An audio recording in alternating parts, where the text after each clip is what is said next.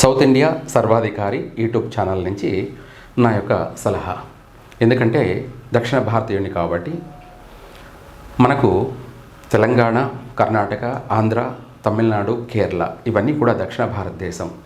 ఈ దక్షిణ భారతదేశంలో ఉన్నటువంటి మహాపుణ్యక్షేత్రాలు చెప్పుకోలేనటువంటి సంపద, చెప్పలేనంత విలువను మనం వెలకట్టలేనటువంటి సంపద. అంతేకాకుండా అతి పురాతనమైనటువంటి మహాపుణ్యక్షేత్రాలలో భగవంతుడికే మోసం చేయడం, భగవంతునికే అన్యాయం చేయడం, భగవంతుని యొక్క ప్రసాదాన్నే అపవిత్రం చేయడం, అనగా తిరుమల తిరుపతి దేవస్థానం యొక్క లడ్డు మహాప్రసాదం. దాన్ని భక్తితోనూ ప్రేమతోనూ భగవంతుని యొక్క ప్రసాదం తెచ్చుకొని మళ్ళీ ఇంట్లో ఆ రోజున ఉపవాసం ఉండి ఆ యొక్క ప్రసాదాన్ని భగవంతుడి దగ్గర పెట్టి కొబ్బరికాయ కొట్టి ఆ తర్వాత ఆ ప్రసాదాన్ని అందరూ స్వీకరించేటువంటి మహాపవిత్రమైనటువంటి ఆ ప్రసాదంలో జంతువులటువంటి కొవ్వు, ఇది ఒక లడ్డూలోనే కాదు దేశంలో అంతా కూడాను కల్తీ నెయ్యి అనేది జరుగుతుంది. అయితే ఆ కల్తీ నెయ్యి అనేది మామూలుగా సాధారణంగా కాకుండా నగరాల్లో వీటిల్లోనే కాకుండా ప్యాకెట్లలో ఇట్లన్నిట్లో కూడా కల్తీ జరుగుతూనే ఉంది. అంతటితో ఆగకుండా నేరుగా తిరుమల తిరుపతి దేవస్థానం దగ్గరికే వెళ్ళిపోయారు. అయితే ఆ యొక్క తిరుమల తిరుపతి దేవస్థానం అనగా నేను 1970లోను అలాగే 1972లోను 1970 తర్వాత 1980లోను 85లోను 90లోను 95లోను అలాగే 2000లోను నేను తిరుమల ప్రసాదాన్ని స్వీకరించాను. అనగా చాలాసార్లు ఆ ప్రసాదాన్ని స్వీకరించాను. అప్పుడు మనం ఆ ప్రసాదాన్ని పట్టుకుంటే నెయ్యి అనేది, స్వచ్ఛమైన నెయ్యి అనేది కారుతూ ఉండేది.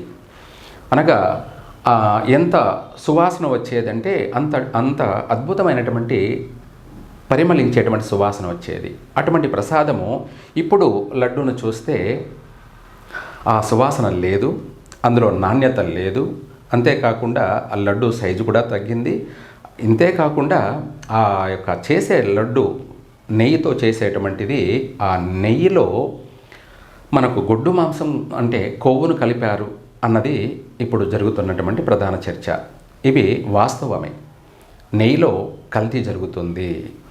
ఆ కల్తీ అనేది ఏ ఆయిల్ అనేది కూడా నిర్ధారణ అనేది చెయ్యాలి.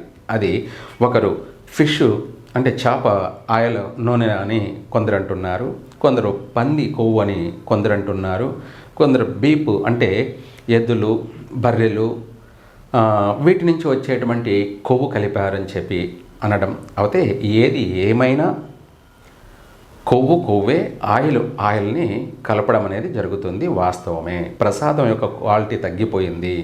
ఈ ప్రసాదాన్ని క్వాలిటీ తగ్గిపోయింది అనడం కన్నా కూడా ప్రసాదాన్ని అపవిత్రం చేశారు, తిరుపతి దేవస్థానాన్ని అపవిత్రం చేశారు. ఇవే కాకుండా ఇలాంటి ఇంకా ఎన్నో క్షేత్రాలలో కూడాను దేవాలయాల్ని అపవిత్రం చేస్తూ ఉన్నారు. అక్కడ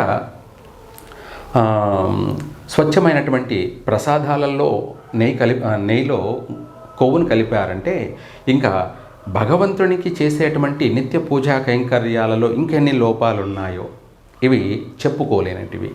చెప్పాలంటే కూడాను రాజకీయ నాయకుల వల్ల అర్చకులకి భయం. ఎందుకంటే వీళ్ళను ఇలా చేశారనంటే వీళ్ళపైన ఎదురుదాడులు చేయడం, అలాగే ఇదే అవకాశం అదని చూసుకొని ఆపోజిషన్ వాళ్ళు దాన్ని గోరంతల్ని కొండంతలు చేయడం. అయితే ఏది ఏమైనా ఇది చేయరానటువంటి నేరం, కఠినమైనటువంటి నేరం. అందుకే అపరిచితుడు అనే సినిమా చూసే ఉంటారు, అందరూ చూసే ఉన్నారు. అయితే అదేవిధంగా ఈ చేసినటువంటి వాళ్ళకి అందులో కుంభీ పాకం అన్నట్టుగా వాళ్ళను ఆ నెయ్యిలో వేసి వేయించాలి. అప్పుడే దానికి తగిన శిక్ష. ఎందుకంటే చేసినటువంటి పాపానికి ప్రతిఫలము లేదా దానికి ప్రాయశ్చిత్తమన్నా చే చేసుకోవాలి. ఇటువంటి చేస్తే కానీ వాళ్ళకి భయం కలగదు. ఎందుకంటే సాధారణంగా చేసేది వేరు, భగవంతునికే చేయడం అనేది వేరు. ఆయన ప్రత్యక్ష దైవం. అత్యంత పవిత్రమైనటువంటి పుణ్యక్షేత్రంలో ఇంత అపవిత్రమైనటువంటి కార్యక్రమాలు, ఇటువంటి కార్యాలు ఎలా చేయాలని వాళ్ళకు అనిపించింది. ఎంత ధైర్యము, భయం లేదు. కాబట్టి వాళ్లకు దానికి తగిన శిక్ష మాత్రం విధించాలి. ఎందుకంటే ఇంకొకసారి చేయడానికి భయపడతారు, ఇంకొకసారి చెయ్యాలన్నా కూడా దడ పుట్టేలాగా ఉంటుంది.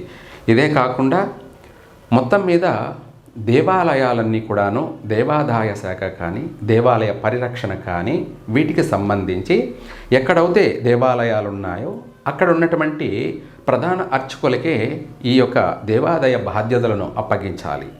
ఎందుకంటే వాళ్ళే దేవాలయాలను పవిత్రంగా కాపాడగలరు, పవిత్రంగా చూడగలరు, పవిత్రంగా పూజించగలరు.